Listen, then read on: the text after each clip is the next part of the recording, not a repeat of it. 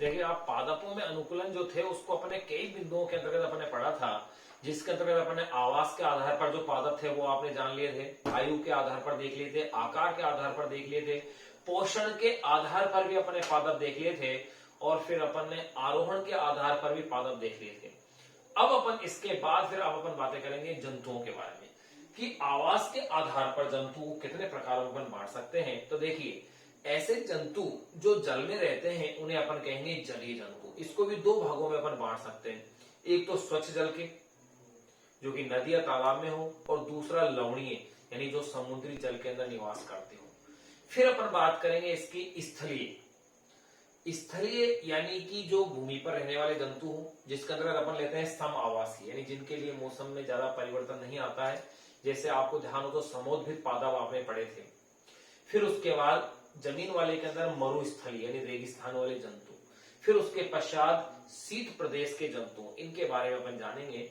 फिर उसके बाद अपन बात करते हैं स्थलचर यानी कि एम्फीबियंस या उभयचरी, अर्थात जो जल और थल दोनों पर क्या करते हैं, निवास करते हैं, उभयचरी। फिर अपन लास्ट में बात करेंगे नवचर यानी कि आकाश में उड़ने वाले जो जंतु हैं यानी कि जो पक्षी हैं उनके बारे में। एक एक करके अपन को पढ़ेंगे। उससे पहले अपन एक चार्ट के रूप में अपन इसे बना लें। तो देखिएगा जंतुओं में अनुकूलन अपना पढ़ना शुरू कर रहे हैं। यहां अपन पहले केवल अपन एक तरह से चार्ट बना लें। तो देखिए आवास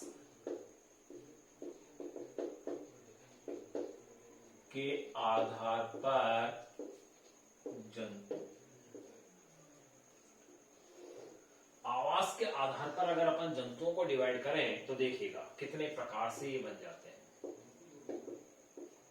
पादप अपन पढ़ चुके हैं, पादपों का वर्गीकरण अपन कर चुके हैं, आवास के आधार पर भी कर चुके हैं, पोषण के आधार पर कर चुके हैं, आरोहण के आधार पर कर चुके हैं, आयु के आधार पर कर चुके हैं, आकार के आधार पर भी कर चुके हैं।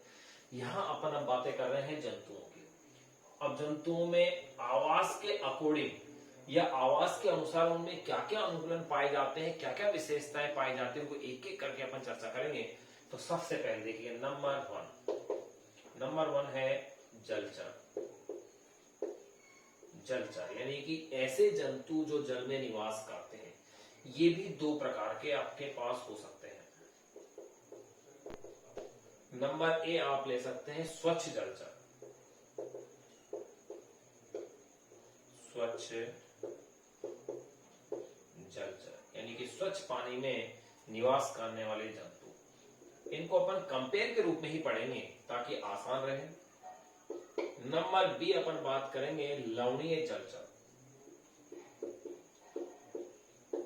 लवणीय जलचर यानी कि लवणीय जल में पाए जाने वाले पादप, या इन्हें आप कह सकते हैं समुद्री जलचर, या इन्हें कह सकते हैं आप समुद्री जलचर। फिर देखिएगा नंबर सेकंड पे अपन लेंगे उभयचर। चलो इसको यही ले लेते हैं।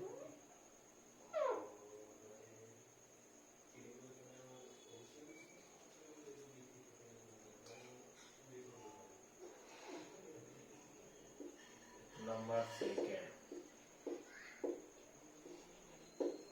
उभयचर यानी एम्फीबियंस, अर्थात जो जल और थल दोनों पर पाए जाने वाले जो जंतु हैं वो है उभयचर।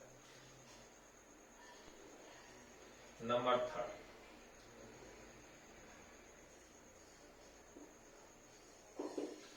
थर्ड पे आप बात कीजिएगा स्थलचर की, यानी कि भूमि पे पाए जाने वाले जंतु, स्थलचर। अब स्थलचर को भी फिर आप आगे और फर्दर डिवाइड कर सकते हैं। नंबर ए अपन ले सकते हैं सम आवासीय।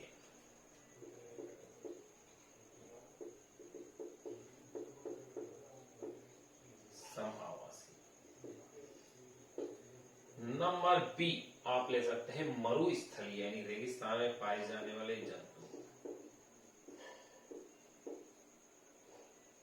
और नंबर सी आप ले सकते हैं शीत प्रदेशीय, ठंडे प्रदेश में पाए जाने शीत प्रदेशीय। तो देखिएगा आवास के आधार पर जंतुओं की बात कर रहे थे, जलचर, उभयचर। जलचर दो प्रकार के, स्वच्छ जलचर, लवणीय जलचर यानी जिन्हें अपन समुद्री जलचर भी कह रहे हैं।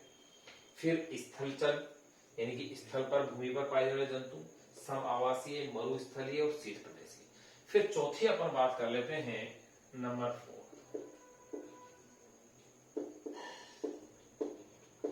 नभचर यानी कि आकाश में उड़ने वाले जंतु अर्थात पक्षी, ये इसके अंतर्गत आ गए। अब अपन इसमें एक एक जो जंतु हैं उसके आवास के, उसके क्या अनुकूलन है, उनकी अपन चर्चा करेंगे। एक बार आप इसे चार्ट बनाइए, एक एक करके अपन इसे पढ़ेंगे, उनमें क्या क्या विशेषता है, किस आवास की क्या क्या है।